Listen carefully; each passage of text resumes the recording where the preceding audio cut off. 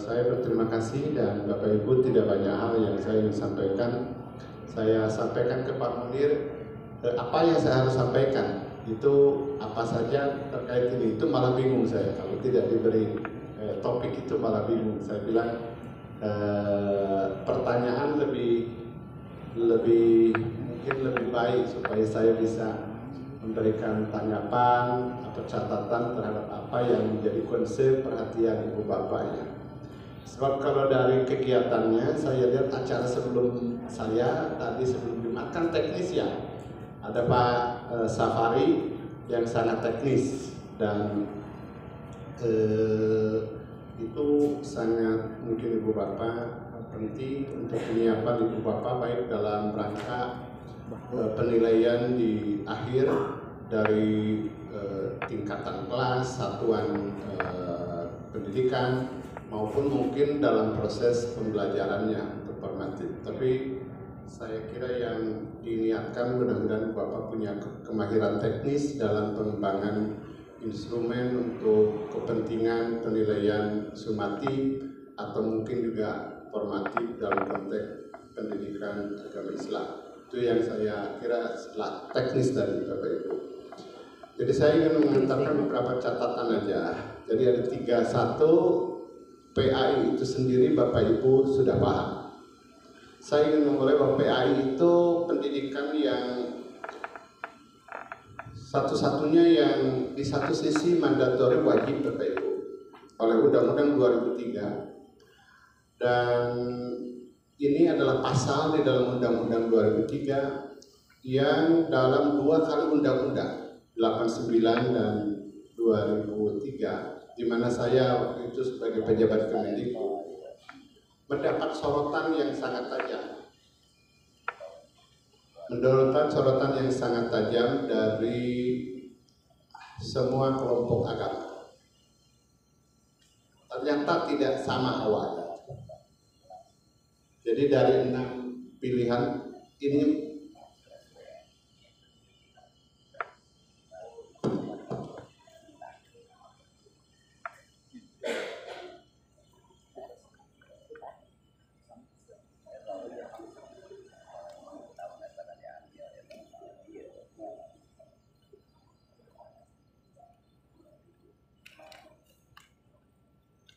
sebentar Bapak Ibu ya.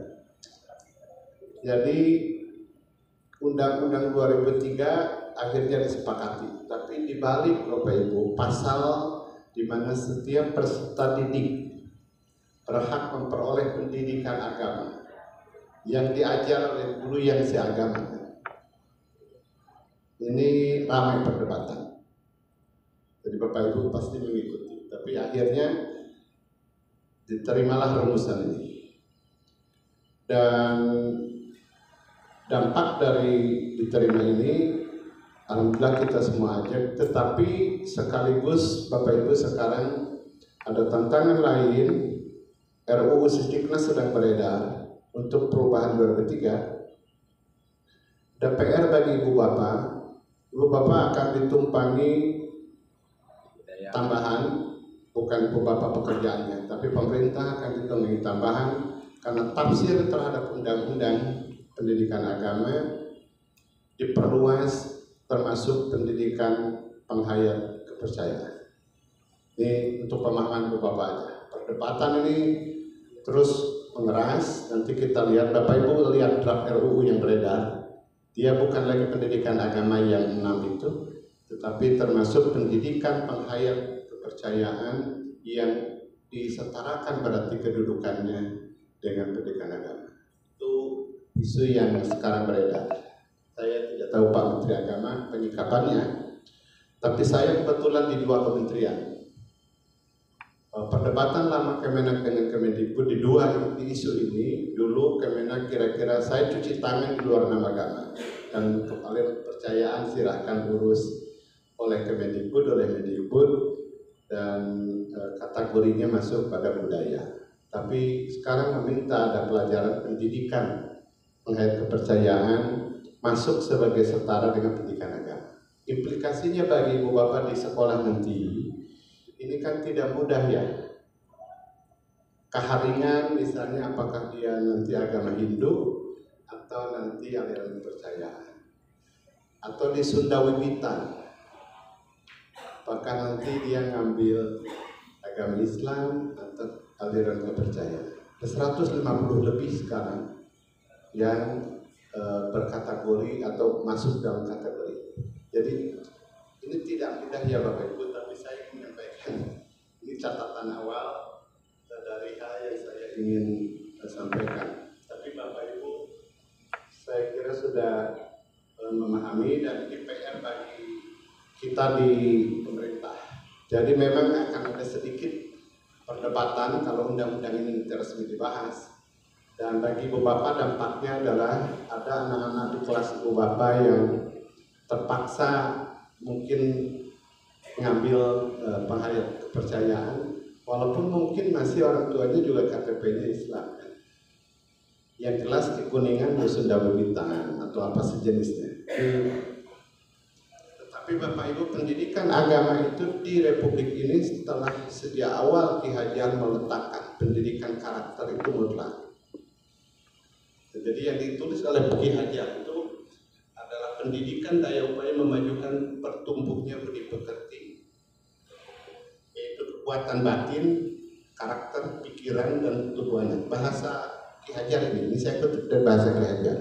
Ki Hajar itu karakter, pikiran itu intelek bahasa Belandanya. Jadi ini kognitif kalau sekarang. Kemudian tubuh anak ini fisikal, kesehatan dan sebagainya. Tapi saya ingin menyampaikan sejak awal sebenarnya Ki Hajar ingin pendidikan Indonesia ini holistik, dan itu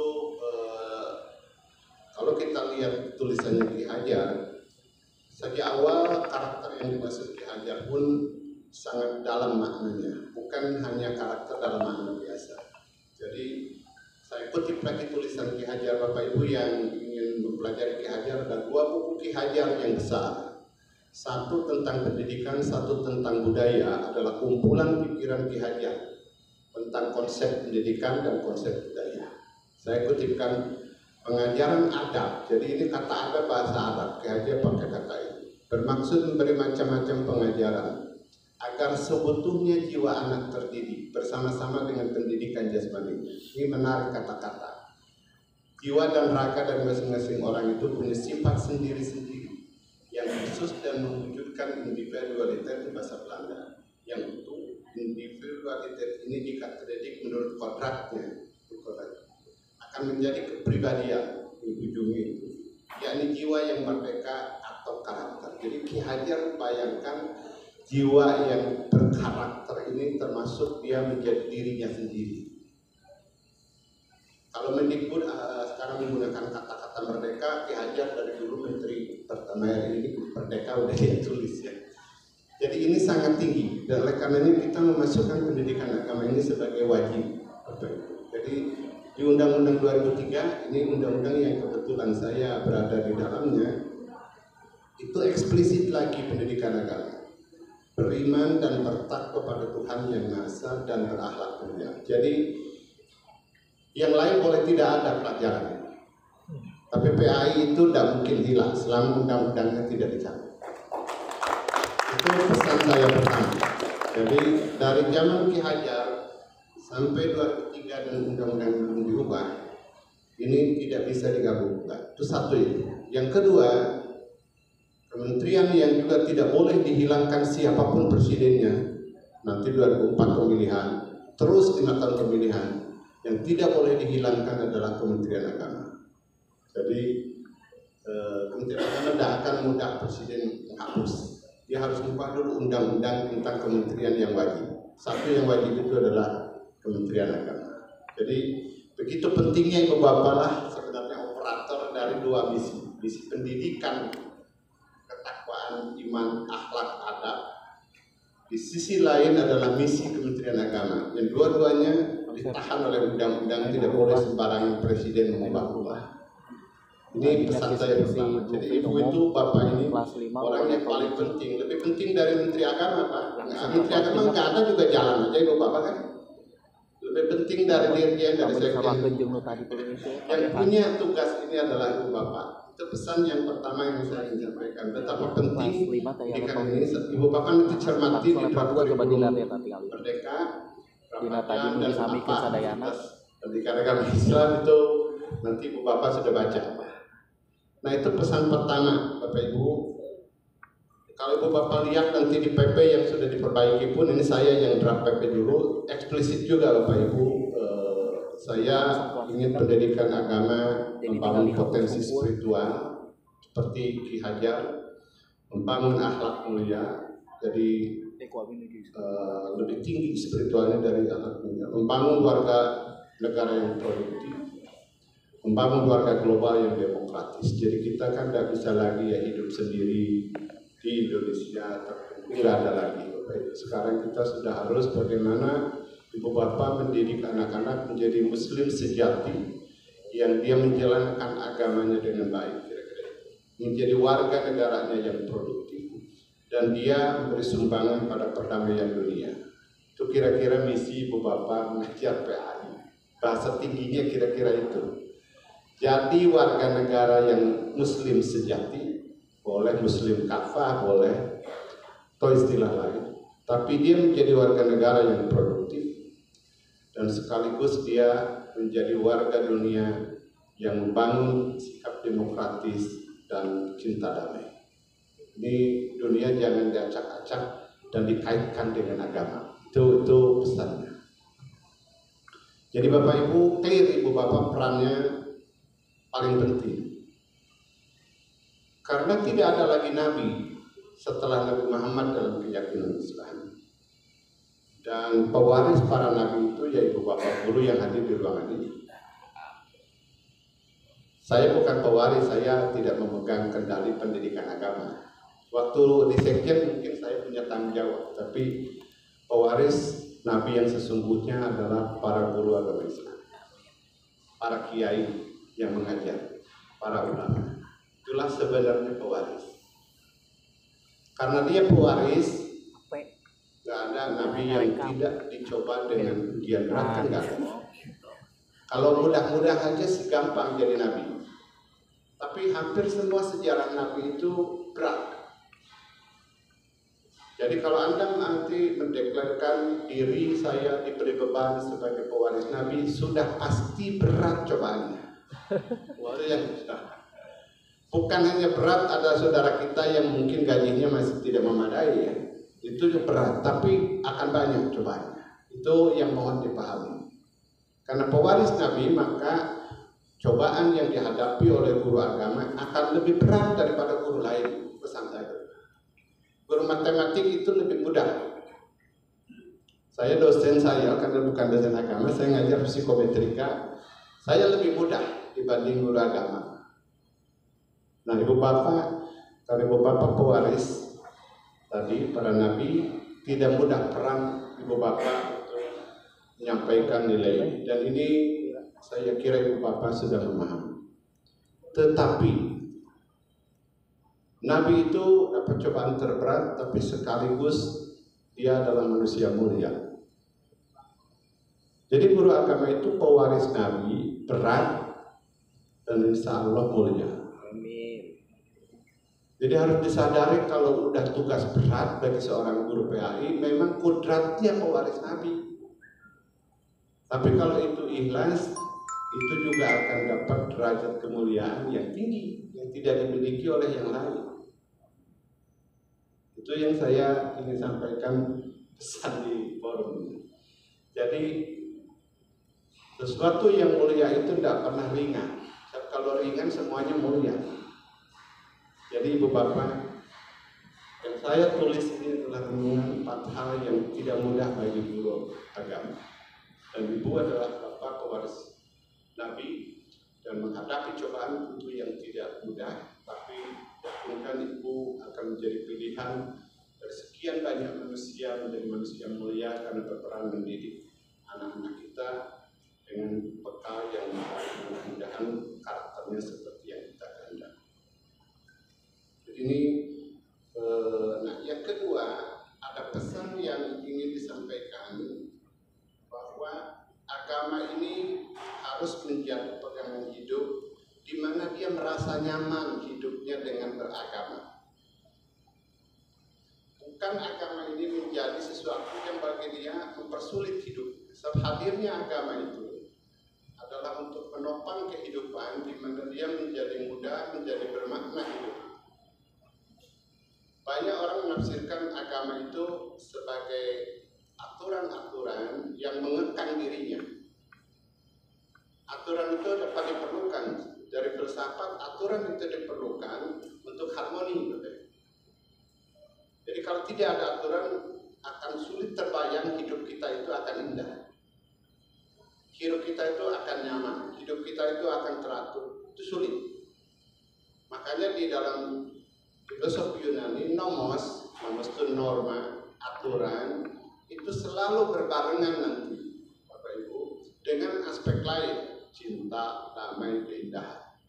Jadi, nah, oleh karenanya nilai ini menjadi sangat mendasar dalam pendidikan agama Islam. Nah, nilai yang Kemenak dan kita semua diminta diimplementasikan, termasuk penguatan nilai yang diberi label moderasi beragama. Saya menyampaikan bukan bikinan Kemenak. Saya diminta oleh Kemenak untuk menyiapkan konsep moderasi beragama, dan kemudian ada 4 buku yang mungkin Ibu Bapak sudah pernah lihat. Konsep ini bukan bikinan kita. Saya ketika diminta ini dan Pak Munir ada di situ, saya bilang ini adalah implementasi dari agreement persetujuan para ulama dunia yang kebetulan berkumpul, Bapak Ibu, di Bogor pada bulan Mei 2018. Jadi 4 tahun lalu ada konsultasi tingkat tinggi ulama dunia dan cendekiawan muslim dunia di Bogor, di Istana Bogor, dibuka oleh Bapak Presiden. Pak Wapres ada di situ. Ketua panitianya adalah Pak Din Samsudin. Puluhan negara hadir, termasuk Syekh Azhar hadir, ulama-ulama dunia hadir. Dan di Bogor itu mendeklarasikan yang disebut dengan Bogor Declaration, Bogor Message, bahasa Arabnya Risalah Bogor. Risalah Bogor ini berisi apa yang disebut dengan wasatiyatul Islam. Bahasa Arabnya lebih pas ya. Kalau moderasi beragama kan tafsir kita ini agama dimoderat-moderatkan. Tidak, yang bahasa aslinya adalah wasatiyatul Islam. Wasatiyatul Islam itu adalah the moderate values of Islam. Nilai-nilai moderat Islam tolong dijadikan pegangan bagi seluruh muslim dunia. Bukan Islam dimoderatkan, Islam sudah punya nilai-nilai moderat. Mohon jangan salah paham. Itu moderasi beragama itu niatnya apa? Ingin sekali lagi menyebarkan, menyemai dan menerapkan nilai-nilai Islam yang moderat, dan itu sudah menyatu di dalam Islam. Jangan ada salah tafsir lagi kalau Ibu Bapak ditanya. Maka bahasa Arabnya lebih pas, wasatiyatul Islam, the moderate values of Islam.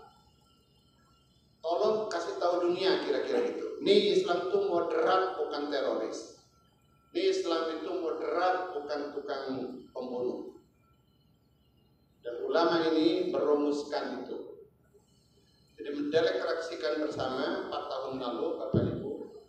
Dan itulah yang kita coba kemas untuk implementasikan. Karena memang pesannya diminta agar di Bogor itu diminta agar Islam yakini sebagai agama damai dan rahmat, ad-din wassalamah warahmat. Itu kita tahu.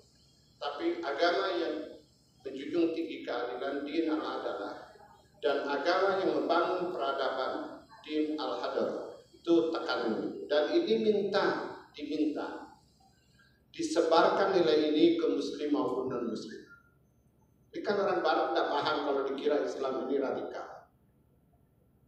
Islam itu inilah nilainya. Sejak awal Islam sendiri maknanya selamat.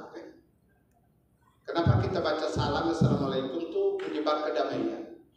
Jadi ini yang kelihatannya perlu digaungkan dan disemaikan kembali. Ini adalah pesan, sekali lagi bukan pesan saya, bukan pesan Kemenak, pesan pertemuan ulama dunia yang kebetulan inisiatifnya Indonesia di Istana Bogor.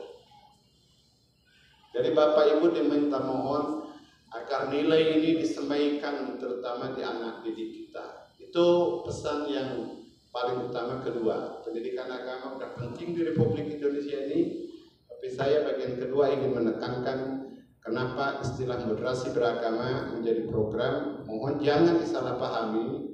Bukan dimoderatkan agama, tapi justru ingin menyampaikan nilai moderat yang sudah dimiliki agama. Jadi Islam sejak awal punya nilai-nilai yang sudah moderat. Nah, oleh karenanya konsep yang kita ingin semaikan sesuai dengan kesepakatan dari para ulama ini, Bapak adalah gerakan untuk menyampaikan 7 nilai yang semula dirumuskan oleh para ulama. Jadi ini bukan bikinan saya. Terus saya diminta oleh Kemenak, saya bilang pakai 7 ini. Kalau nanti ada yang tidak setuju pada 7 ini, silakan undang lagi para ulama dunia ini berembuk lagi. Tapi siapa yang bisa lagi itu tidak mudah. Karena seluruh ulama dunia sudah menyepakati 7 nilai Islam yang sudah ada di dalam ajaran Islam. Tolong ini dijadikan nilai di dalam seluruh upaya kita termasuk dalam pendidikan agama Islam.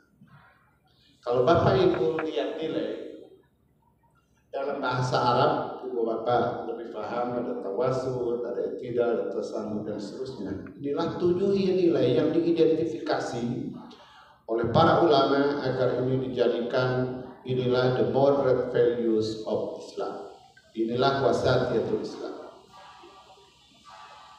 Jadi jangan ditafsirkan lagi ini Kemenak pemerintah ngapain sih dilakukan moderasi agama. Memangnya agama bisa diubah-ubah dari moderat, tapi kalau bukan sekali lagi. Ini adalah wasatiyatul Islam. Bahasa Inggrisnya the moderate values of Islam. Nilai-nilai moderat Islam yang sudah ada dari Nabi kita untuk tolong dihidupkan dan disemai kembali. Ini pesan yang 7 inilah yang kita tuangkan di dalam program moderasi beragama. Dan buku-buku semua diarahkan khususnya buku PAI mudah-mudahan diwarnai nilainya termasuk oleh konsep wasatiyatul Islam. Nah, akan tetapi ada 2 nilai yang dirasa kita perlu tambahkan. Itu nilai yang saya beri warna merah. Bapak pasti juga ini nilai Islam. Untuk menekankan di samping 7 kita tambah 2. 2 ini adalah nilai yang Indonesia sepakati sebagai karakter pelajar Pancasila. Jadi kita tambahkan anti kekerasan dan ramah budaya. Jadi 2 nilai ini dari mana? Bukan bikinan saya juga. Saya bilang 7 punya ulama disepakati, Dikbud punya 4 yang disepakati untuk menjadi ciri dari pelajar Pancasila. 2-nya sudah ada, saya bilang 2 yang belum ada tolong masukin. Itulah konsep yang ada di dalam buku moderasi beragama. Kenapa ada 9 nilai moderasi beragama. Kalau Bapak Ibu lihat bahasa Arabnya, akan dengan cepat para ulama menemukan kenapa 9 ini dijadikan dasar. Kalau Bapak Ibu hapus bahasa Arabnya, saya baca bahasa Inggrisnya, moderate, fairness, toleran, agama lain akan bilang ya saya setuju. Dan akan ada yang tidak setuju. Kenapa? Karena Islam mengandung nilai-nilai universal. Kalau nilai Islam itu mengatakan harus tidak, bahasa baratnya fairness, itu memang Islam itu agama universal gitu. Jadi kalau saya hapus bahasa Arabnya, saya panggil yang Kristen, Anda setuju pada 9 nilai ini? Pasti dia bilang setuju. Tapi kalau saya hapus bahasa Inggrisnya, saya panggil kiai, setuju Bapak Ibu, kiai, para ulama, kalau 9 nilai ini kita semaikan. Setuju? Itulah kenapa saya dalam dokumen selalu menuliskan 2 bahasa ini. Kalau Ibu Bapak nanti ketemu kiai, santri, ngomongnya bahasa Arab aja, jangan bahasa Inggris. Ya, tapi ada yang rada-rada liberal gitu, ngomongnya Bapak itu jangan yang Arab, pakai yang bawah. Sama aja. Inilah the moral values of Islam, bahasa Inggrisnya inilah wasatiyatul Islam. Jadi konsepnya sesederhana itu.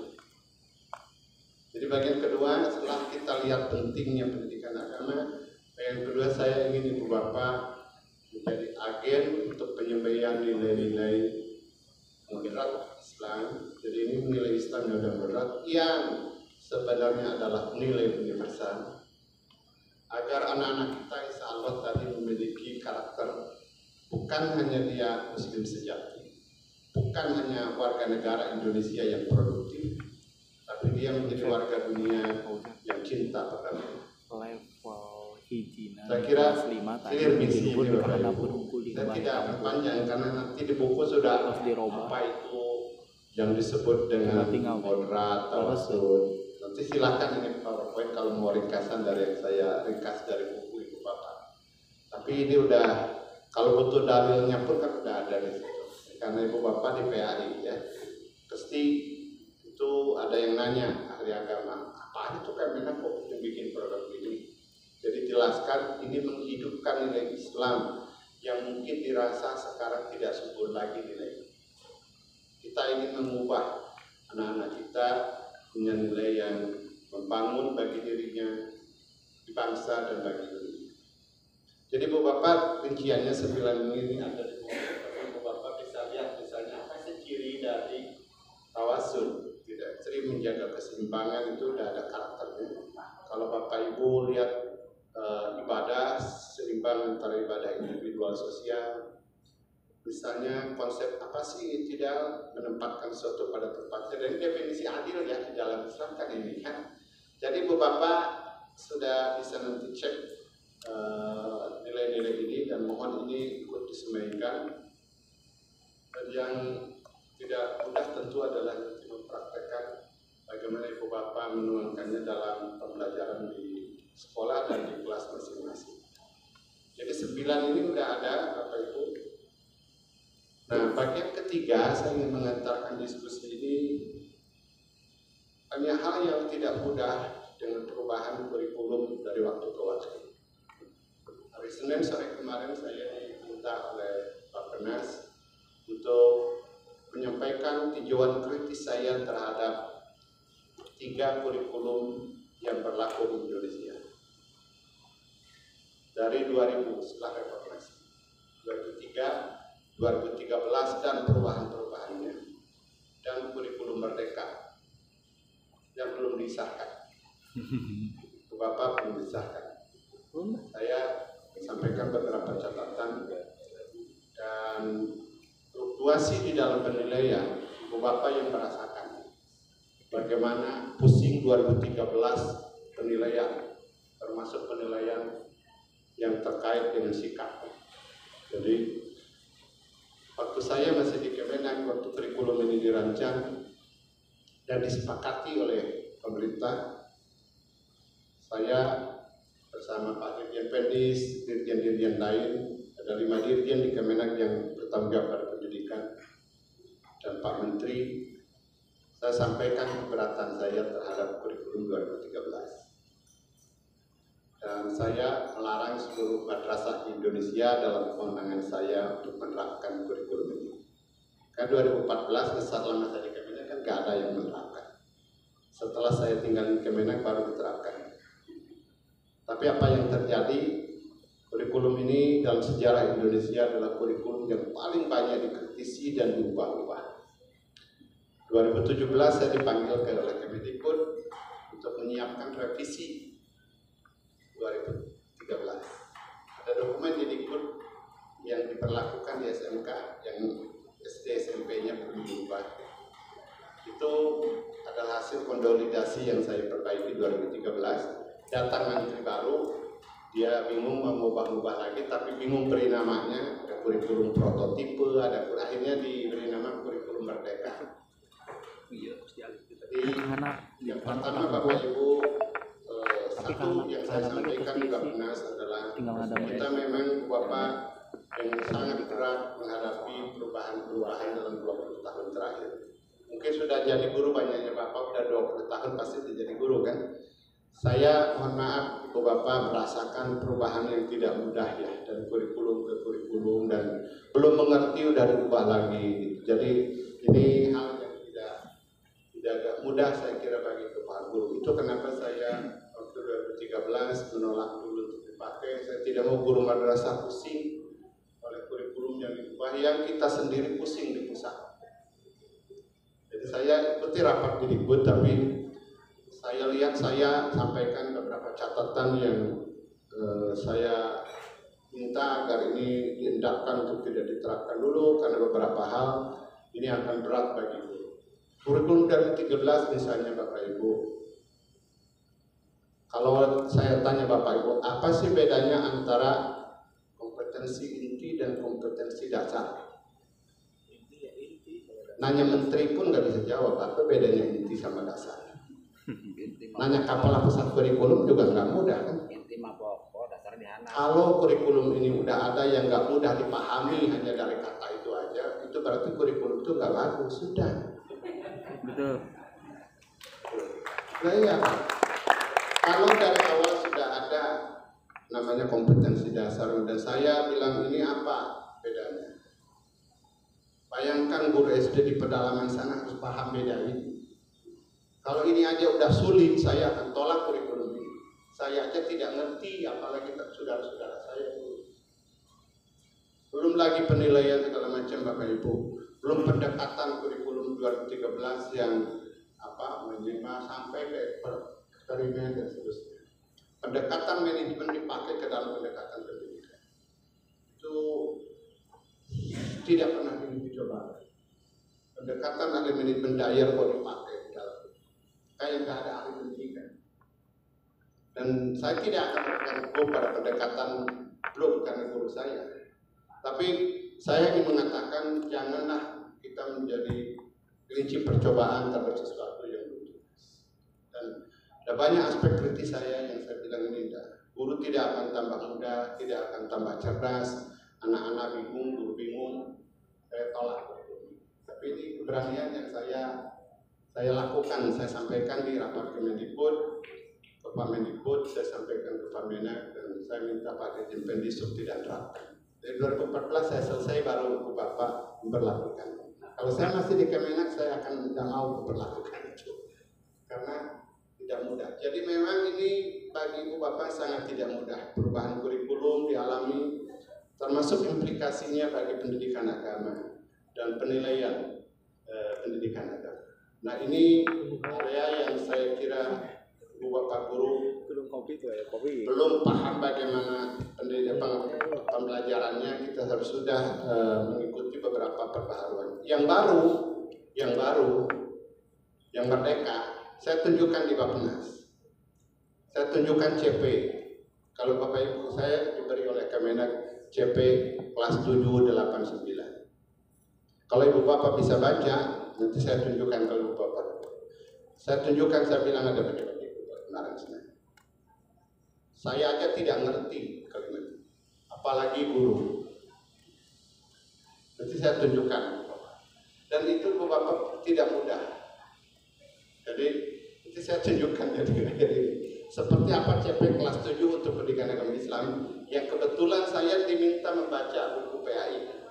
Jadi saya bilang ini tolong sampaikan ke penyusun kurikulum merdeka. Saya saja tidak ngerti. Ini saya mantan pejabat Dikbud Bapak Ibu. Jadi saya bilang ke Dikbud ini tidak bisa. Guru paham, guru agama Islam tidak mungkin paham. Ya. Nah dalam ketidakpahaman itu mohon Ibu Bapak ajak terhadap apa yang Ibu Bapak rekonstruksi sendiri. Jadi ini memang ketika ada ketidakpastian, Ibu Bapak menafsir beristihad yang terbaik kira-kira. Seperti istihad tadi saya, kalau saya tidak masuk di akal hati saya, kurikulum saya tolak. Tapi kan itu istihad saya, dan itu bukan pertama kali. Hampir banyak saya lakukan istihad di Kemendikbud. Yang saya bilang saya istihad saya lakukan. Ibu bapak yang sana di madrasah negeri, kan dulu saya berikan kebebasan di Pak madrasah negeri, saya berikan langsung ke kepala madrasah.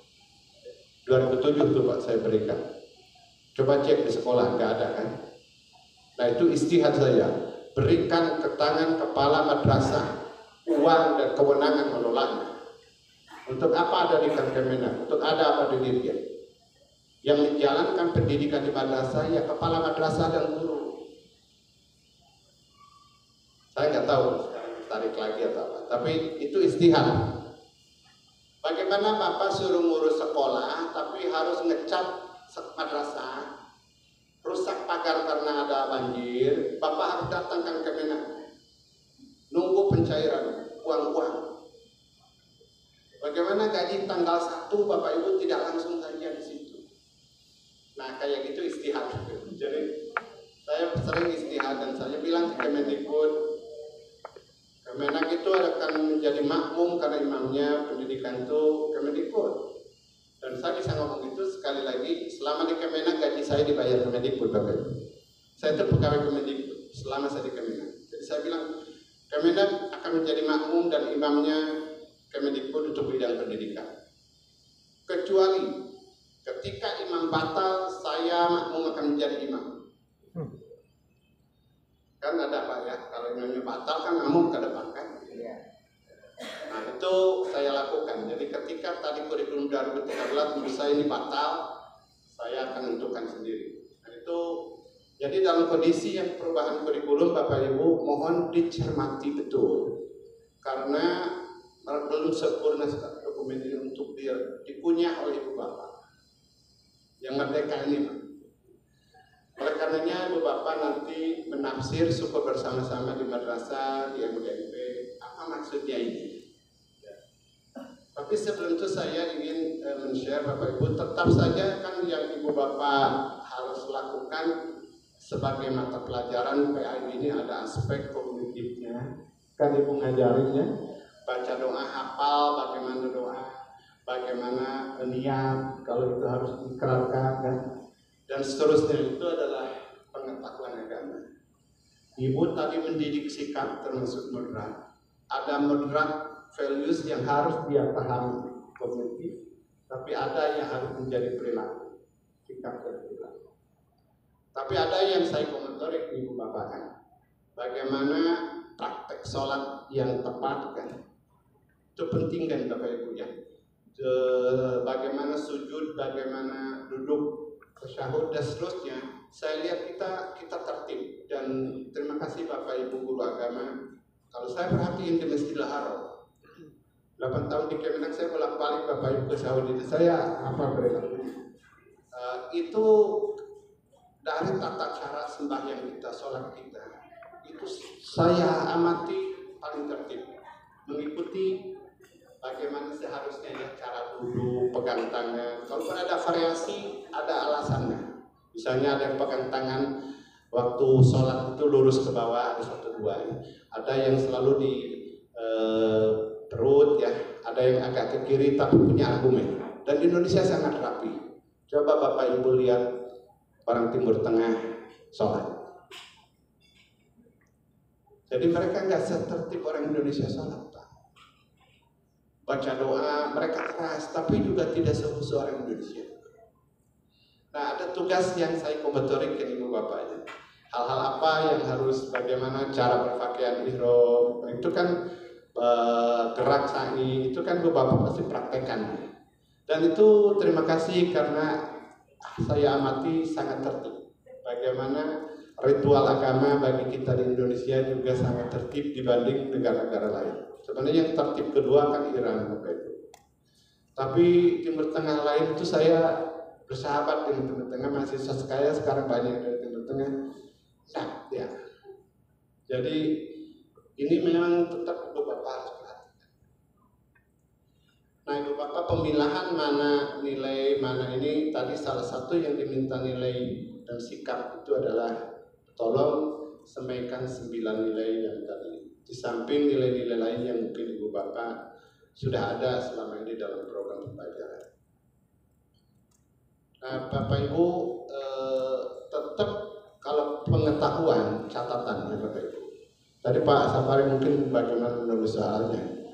Pengetahuan itu tetap sasarannya adalah baik yang bersifat fakta, konsep, bahkan ada sekarang metakognisi. Itu orang bilang metakognisi apa?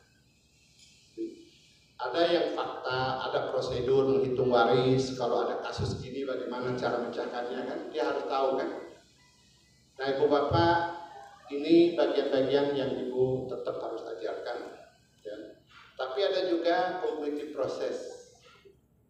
Jadi ada ilmu waris, tapi ada kognitifnya, bukan hanya menghafal, tapi bisa membaca kasus, menerapkan rumusnya, dan menjadi solusinya. Nah itu bagaimana Anda dibawa dari paham, menganalisis proses keluarga, siapa yang meninggal, berapa analisisnya ahli waris yang sah, ahli waris level 1, ahli waris level 2, kemudian bagaimana rumus dimasukkan dan diterapkan dalam penghitungan waris. Nah, Bapak Ibu bayangkan proses kognitif dari mengetahui, memahami, aplikasi gitu. Nah itu tetap harus ada.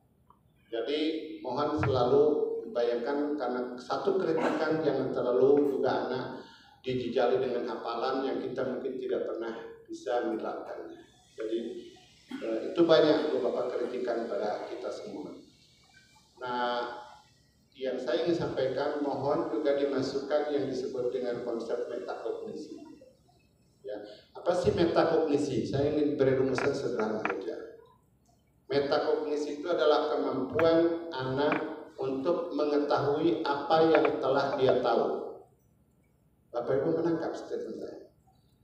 Anak mengetahui apa yang dia telah ketahui. Anak mengetahui apa yang dia tidak ketahui.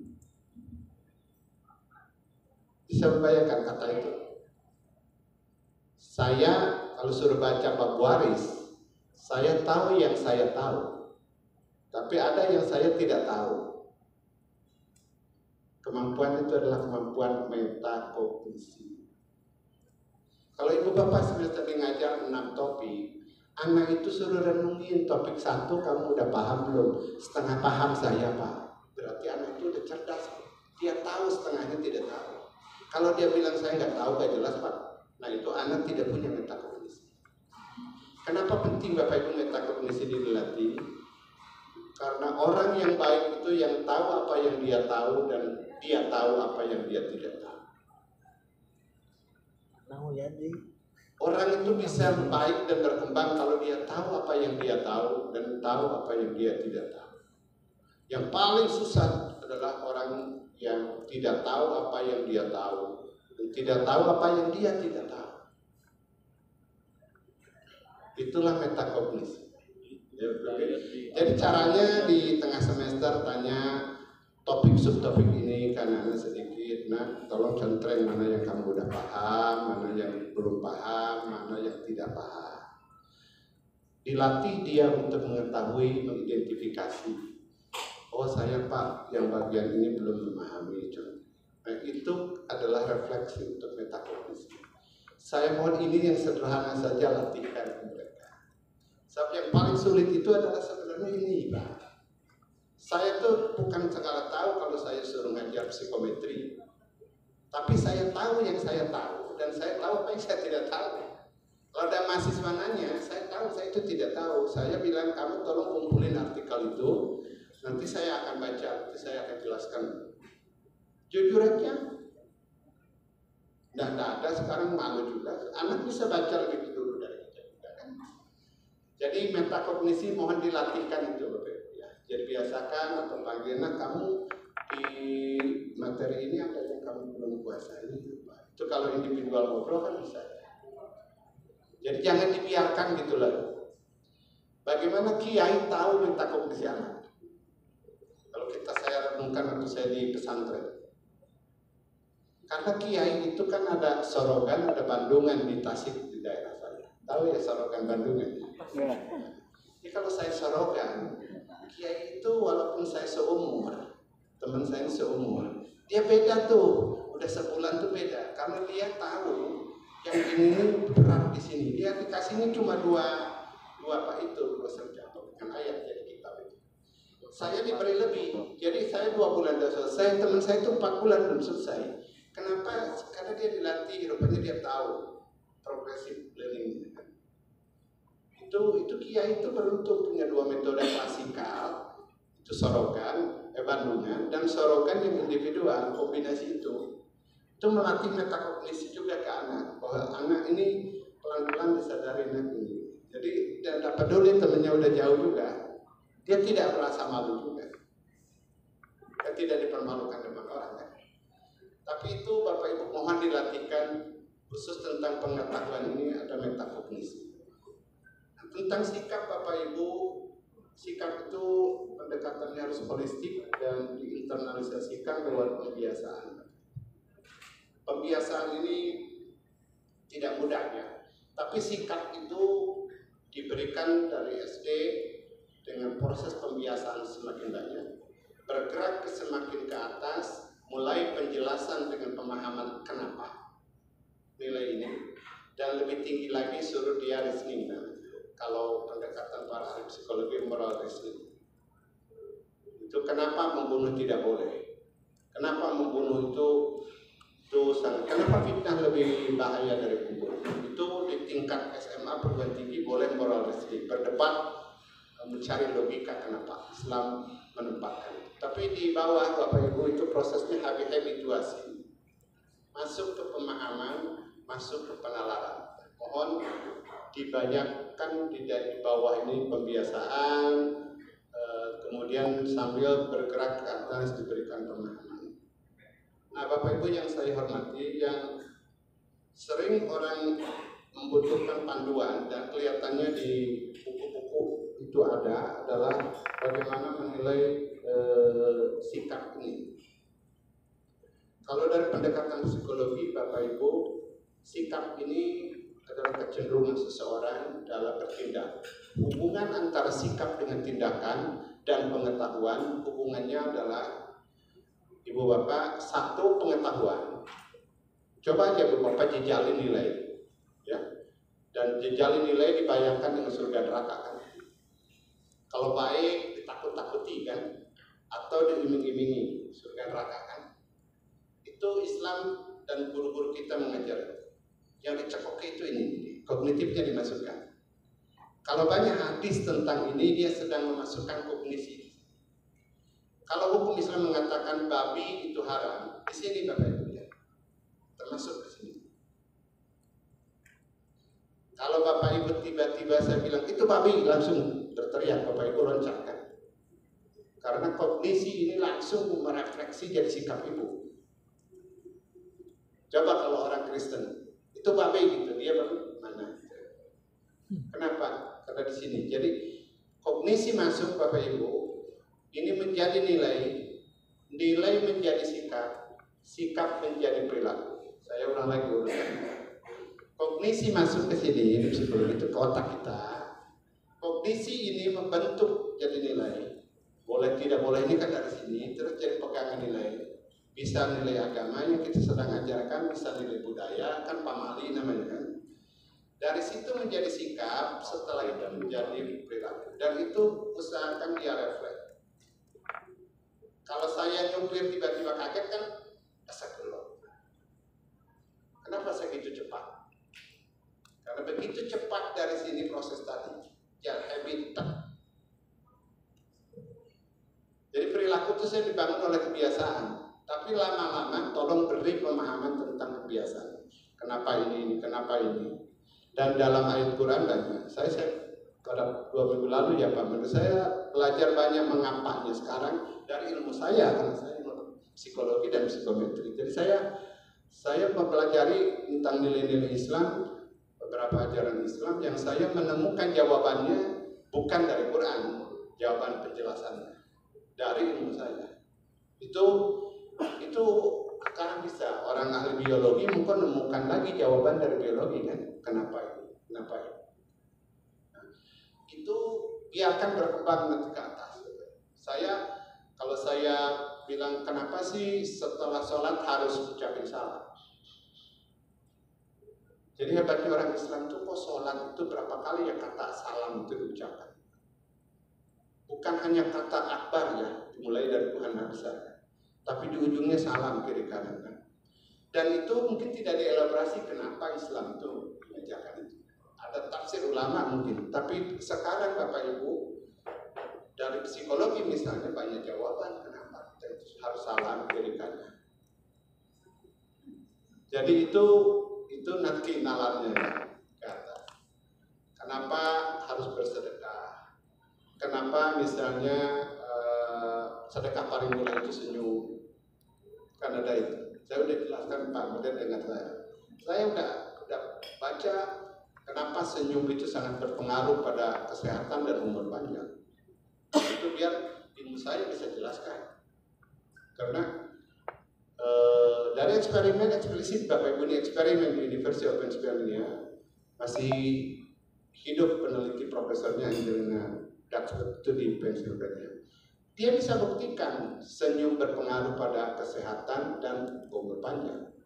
Sederhana aja, dieksperimenkan, ada orang masuk, saya berikan satu kondisi, kemudian ada orang nanti kondisi tertentu untuk senyum, ada yang senyumnya terpaksa, ada senyumnya yang dengan terbuka bebas gitu dia tanpa sadar senyum, ada yang juga tidak mau senyum.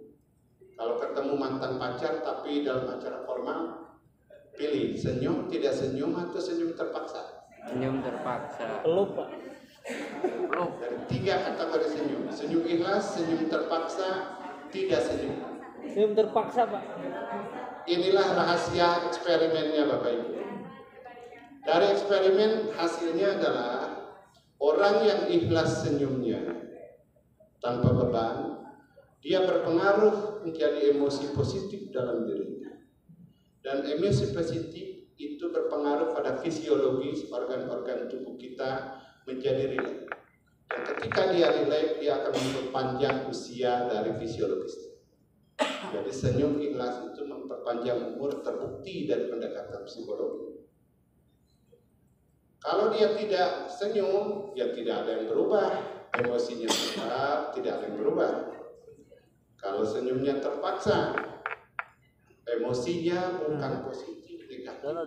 Karena dia menahan yang dia tidak inginkan tapi dilakukan. Emosi itu negatif. Emosi negatif fisiologisnya negatif. Dan usia fisiologisnya berpendek. Jadi jangan senyum terpaksa Bapak Ibu. Dan juga jangan senyum terus. Mempengaruhi umur yang pendek itu. Iya. Nah itu soal nanti Bapak Ibu ya reasoning terhadap ajaran Islam. Jadi ini tingkatnya khusus. Tapi intinya sikap itu dibangun lewat itu. Dan Bapak Ibu yang saya hormati, penilaian sikap kalaupun mau yang Ibu Bapak dulu lakukan itu sering diminta oleh format observasi ya. Nah saya ingin sampaikan bahwa observasi ini ada 2. Ada saya sebut holistik, ada yang analitik. Bapak Ibu bisa saya ringkas saja. Kalau saya bilang ini perilaku dalam hal tertentu 6 bulan, Ibu Bapak diminta, udah pokoknya sangat baik-baik. Tapi tolong jelaskan yang disebut baik itu apa. Saya tidak tulis.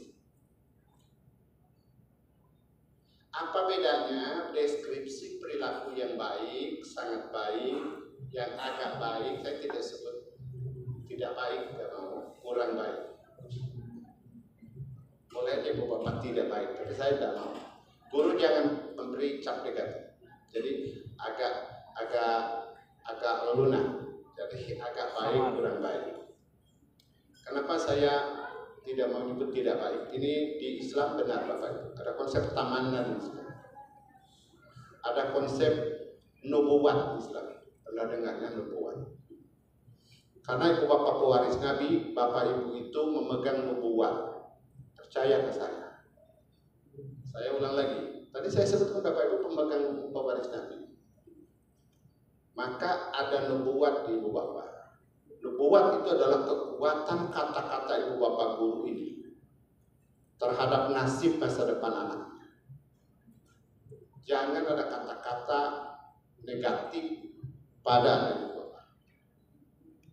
Sebab itu nubuatnya. Yang diberi nubuat pewaris ini adalah ibu bapak guru dan orang tua. Jadi jangan pernah ngatain ke anak didik kita hal-hal negatif. Maka saya gak mau nulis tidak baik. Jadi saya harapannya masih kurang baik. Nanti saya sebutkan. Jadi, nah ini pola menjudgment keseluruhan Bapak Ibu.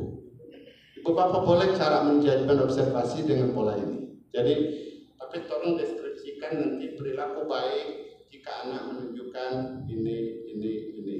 Kurang baik, ini. Agak baik, ini. Tapi bisa juga Bapak Ibu itu analitik. Perhatikan yang analitik saya lihatkan aspeknya. Kejujuran. Ini kalau Ibu Bapak level 1 jujur tinggi itu selalu konsisten dan amanah terhadap ini. Terus Ibu Bapak, ini lebih mudah ya. Mana yang dipilih Bapak Ibu terserah. Tapi intinya gini. Kumpulan dari aspek, sum of the aspect is not the same with the whole. Menjumlahkan yang aspek ini seringkali tidak sama hasilnya dengan yang ini. Tapi ini lebih mudah. Saya pilih pilihan mana. Oleh karenanya, tolong diberi indikatornya lebih eksplisit supaya Bapak konsisten. Aspeknya kira-kira apa? Silakan mau 5 semakin lengkap supaya menggambarkan seluruh yang ada di sini. Kalau Ibu milih yang ini, tolong aspeknya komprehensif. Tapi kalau ini tolong di deskripsi sangat jelas. Ini dua-duanya dibolehkan Bapak Ibu ya. Ini rubrik yang dulu itu pakai apa tuh di 2013 ya. Saya minta ikut mengubah, berikan kewenangan ke guru untuk menjudgment dalam format ini. Kalau yang pengetahuan yang tadi Pak Sapari dijelaskan ya. Jadi saya ingin menambahkan bagian ini, jika ada ibu bapak keinginan membuat rubrik khusus penilaian sikap, mungkin pilihan dari holistik atau analitik ini menjadi pilihan. Karena sulit sendiri ya bergabung aja kayak di sini kan banyak tim di MDMP kan. Sehingga ini bisa didiskusikan di MDMP jadi pedoman untuk kelas 1 SD, kelas 2 perbedaannya apa. Tapi ini inti dari penilaian yang terkait dengan sikap dari pendekatan ibu bapak mengobservasi bisa ini. Bisa juga kan ibu bapak meminta mereka dengan bentuk yang survei. Dari survei itu bapak ibu banyak yang bapak bisa lakukan, saya tidak contohkan di sini. Jadi nanti mungkin kita akan bikin anak-anak di buku teks ada diminta untuk self report. Self report itu anak-anak saya selalu melaksanakan ibadah sholat tepat waktu. Setuju tidak setuju kan? Nah ini boleh aja. Itu adalah format sikap yang diuji dengan self report. Dia melapor, kan dia yang membuat temprengannya kan. Kalau yang ini ibu yang mengobservasi, ya. Jadi pilihannya silakan. Tapi yang model tadi itu digunakan untuk survei sebaiknya. Yang menilai sebaiknya ibu judgement. Karena yang itu self report, kan dia tidak tahu apakah benar selalu tepat waktu, kan ibu bapak juga ragu kan. Nah itu kenapa saya tidak jelaskan yang itu. Tapi intinya Bapak Ibu, Bapak berat untuk teman-teman PAI ini memegang amanah, tapi saya ulang lagi, ini mulia dari tugas agama atau pewaris Nabi, tapi ini tugas dari negara juga yang sangat khusus pada Ibu Bapak, baik dari tugas pendidikan maupun dari tugas Kementerian Agama. Yang kedua, perubahan yang ada, Ibu Bapak mohon disikapi dengan positif. Walaupun ada hal yang tidak disetujui karena tidak di tangan ibu bapak kewenangan mengambilnya, mohon ibu bapak beristihad apa tafsir yang tepat untuk ibu bapak. Saya ingin sedikit sampaikan, misalnya Bapak Ibu ya, pengalaman yang saya bilang tadi. Ini CP untuk kelas 7 yang saya kemarin dapatkan. Bapak Ibu diminta untuk memberi tanggapan CP ini.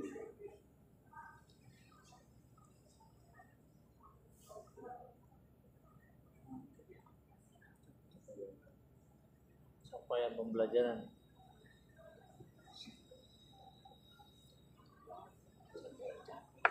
Lagi capek orang.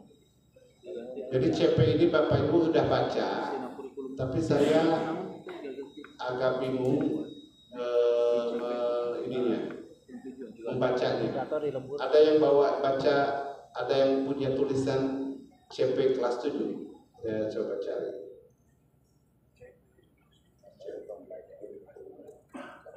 SD udah kelas 4, kelas 5, kelas 6. Mungkin ada yang Bapak baca CP kelas 7. Saya lagi cek gimana. Kita SD Pak. Ada yang SD atau yang SD semua Pak. Oh SD semua. Tapi saya ingin tunjukkan yang kebetulan ditugaskan SD. Tapi intinya gini Bapak Ibu, sampai saya nanti. Jadi dari contoh yang kemarin itu, beberapa rumusan CP ini belum terlalu baik untuk Ibu Bapak cerna. Jadi kadang-kadang terlalu umum gitu. Dia memahami konsep kemahaesaan Tuhan misalnya. Itu kan sedunia dari awal SD sampai jadi profesor bisa dibahas kan. Nah itu mohon Ibu beristihad di level SD. Contoh lagi misalnya tentang sikap. Di situnya itu kata-katanya itu memahami titik-titik baru ke sikap gitu. Bukan menanamkan nilai-nilai. Jadi ada kata-kata dan rumusan yang Ibu Bapak tolong cerna CP ini dengan kritis dan Ibu tafsirkan dengan tepat gitu. Karena mohon maaf, rumusan yang dikeluarkan Kemendikbud ternyata belum sebaik yang paling tidak yang saya perkirakan, dan pasti Ibu Bapak agak repot. Ini maksudnya apa? Dan Ibu Bapak kan udah lama ngajarnya SD. Dan tolong tafsirkan dengan tepat. Kalaupun di sana tulisannya itu membingungkan, Ibu jangan ikut bingung maksud saya. Coba dirumuskan, dan saya kemarin bilang ke Pak Kasubdit, teman-teman Kasubdit, tolong diperbaiki deh, bahwa nanti beri masukan ke Kemendikbud. Jadi ada contoh yang tidak mudah bagi Bapak Ibu untuk memahami CP ini, dan saya tidak tahu harus gimana Ibu Bapak mencernanya. Tapi intinya tolong bersama-sama mencermati, menafsir gitu dengan bahasa yang tepat untuk tingkat Ibu Bapak.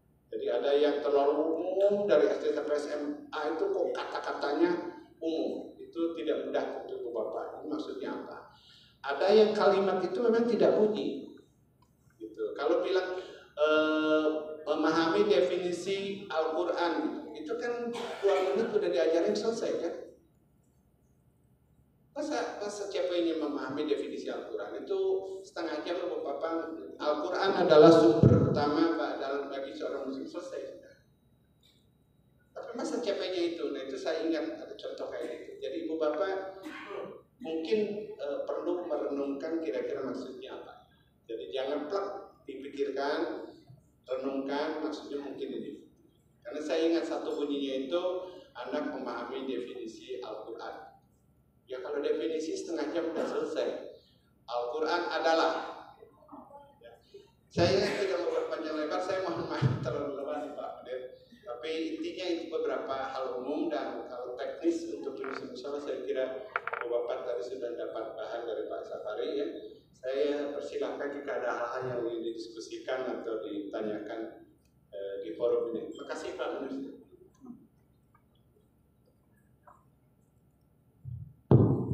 Terima kasih Pak Bahrul.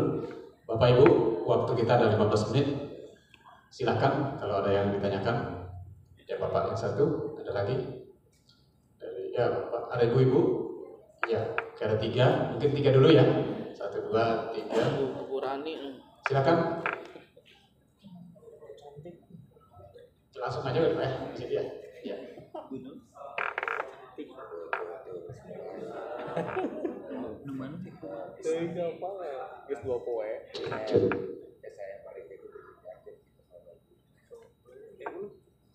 Baik, terima kasih. Yang pertama saya ucapkan terima kasih atas pencerahannya. Kemudian mohon diluruskan kalau saya keliru. Saya ingin tahu tentang pendapat Bapak mengenai tadi yang kepercayaan akan dimasukkan ke dalam PAI gitu ya, pendidikan agama. Nah itu secara pribadi pandangan Bapak seperti apa? Karena tadi langsung ditampilkan seolah-olah tidak sesuai dengan Undang-Undang Nomor 20 tentang pandangan kinerja Golkar. Itu yang pertama. Yang kedua adalah saya pernah baca buku Ali Syariati yang Hajj, kemudian dia menggambarkan bahwa ketika menggambarkan wajah Musa begitu keras